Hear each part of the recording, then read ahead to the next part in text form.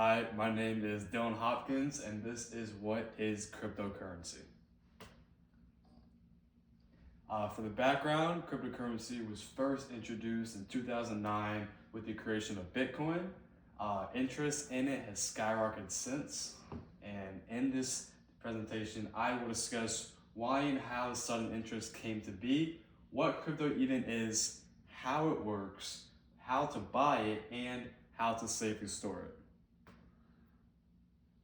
First off, what even is crypto? It is a form of digital currency often used for internet-based payments or store of value. This sounds like PayPal or Venmo, but there are important differences. These use fiat currencies. These are things like a US dollar. They are managed by central banks. Crypto, on the other hand, uses non-fiat currencies, which means they function through central banks and independently without and they can function through any bank or government. Not only this, but they also differ from currency value. A US dollar is always worth itself, a dollar. In crypto, currency changes and varies based on the supply and demand of a certain crypto. You may put in a dollar and it comes out to be 75 cents. On the other hand, you could put in a dollar and it comes out to be $1.50. This is the gambling portion of crypto. Now, how does crypto work? There are things called blockchain technology and public ledgers. Blockchain technology is the root of crypto, as it is an open source database that spreads across the internet and creates permanent records of transactions. A block of data is represented by each transactions, and then these combine to create the chain. All of these blocks and the chain is known as a public ledger. That is a record-keeping system used to record transactions. This also rids the need of someone to watch or manage over transactions happening. Basically, these crypto transactions are just a series of electronic messages that record all messages and keep track. And then there's how to buy. First, you must choose a platform to create your transactions. You can typically choose between a traditional broker or something that is called a dedicated crypto exchange. Traditional brokers often offer ways to buy and sell crypto online and usually offer cheaper trading costs.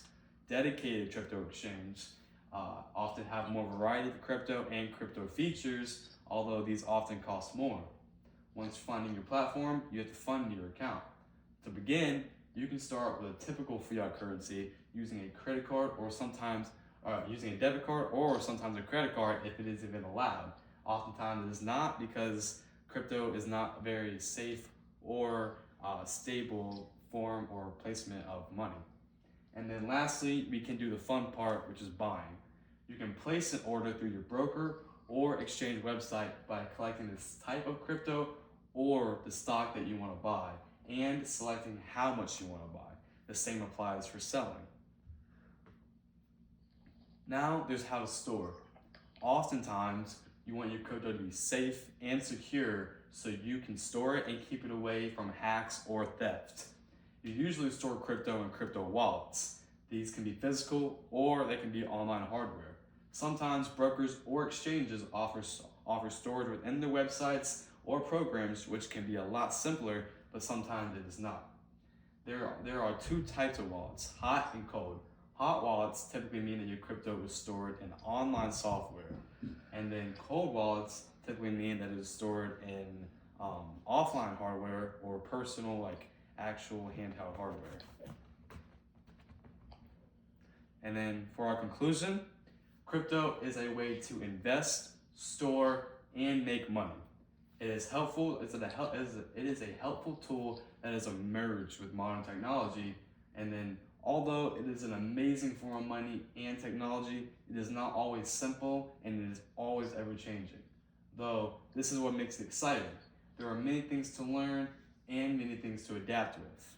And then the idea of learning should always excite and should always make you want to thrive and create and expand your own abilities and your own intellect. But remember, the man who asks a question is a fool in the moment, but the man who never asks a question is a fool for a lifetime. Thank you.